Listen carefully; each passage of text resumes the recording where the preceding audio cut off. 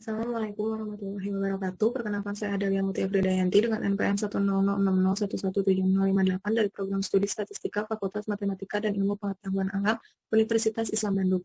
Pada kesempatan kali ini, saya akan mempresentasikan penelitian saya yang berjudul Pengendalian Kualitas dengan Siklus PDCA Plan Do Check Act pada produk sosis di PT Serena Harsa Utama.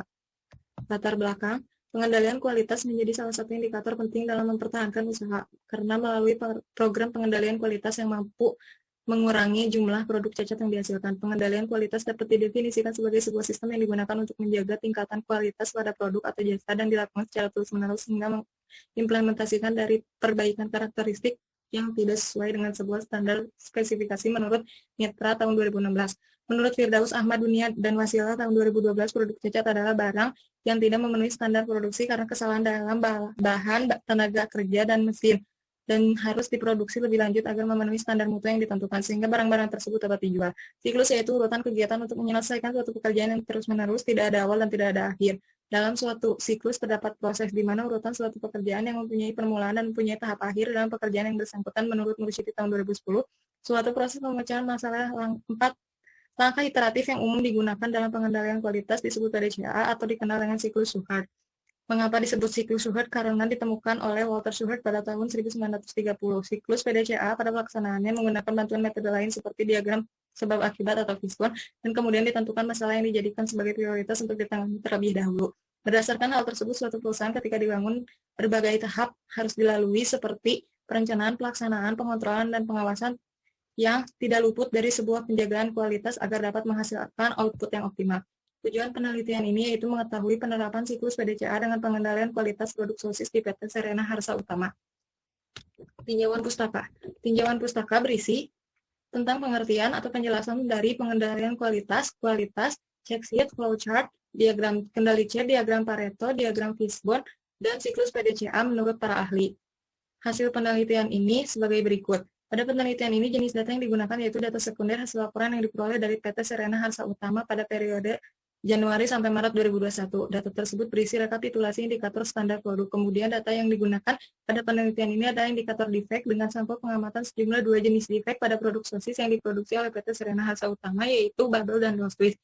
Berdasarkan kemasan, batch, bahan baku, dan jenis dan jumlah defect dengan satuannya kilogram. Variabel-variabel yang digunakan dalam penelitian ini adalah persentase indikator dari defect dengan variabel X-nya terdiri dari 4 variabel, yaitu mesin, metode, bahan baku, dan tenaga kerja dengan satuannya persen. Check sheet ini adalah tindakan pertama dengan mengumpulkan data sampel berupa jumlah produksi, jumlah cacat, dan jumlah jenis cacat dari pencatatan check sheet. Berikut pencatatan check sheet bulan Januari 2021 dengan jumlah defect-nya 54, dan ini bulan Februari dengan jumlah defect-nya 50. Kemudian ini ada flowchart. Flowchart adalah bagan alur pembuatan sosis, mulai dari bahan bakunya itu masih berbentuk daging sapi, lalu sampai akhirnya mengalami pengemasan sekunder dan penyimpanan serta pendistribusiannya. Selanjutnya ada diagram kendali C. Dari diagram ini dapat dilihat bahwa ada 2 sampel, yaitu bulan Januari dan bulan Februari, dan dapat dilihat juga di sini diagramnya sudah terkendali. Mengapa? Karena tidak ada titik yang di luar batas kendali atas dan batas kendali bawah. Diagram Pareto. Dari diagram Pareto pada tabel ini dilihat ada 104 jumlah defect.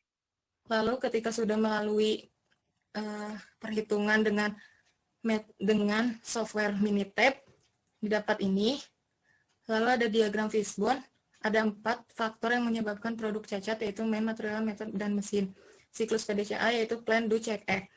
Tahap plan atau perencanaan merupakan langkah pertama.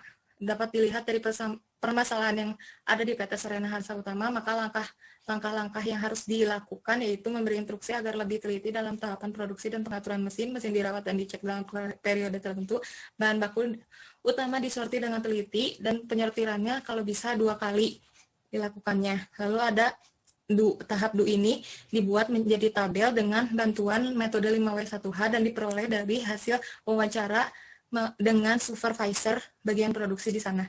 Lalu ada tahap cek ini prosesnya sama seperti tahap sebelumnya, melalui cek sheet terlebih dahulu, cek sheet bulan Maret 2021 dengan total defect 58, lalu diagram Pareto-nya itu ada ini dengan menggunakan software yang sama yaitu Minitab, dan diagram kendali C. Diagram kendali C ini dapat dilihat sama ya, tidak ada titik yang berada di luar batas kendali atas dan batas kendali bawah, yang artinya diagram ini sudah terkendali.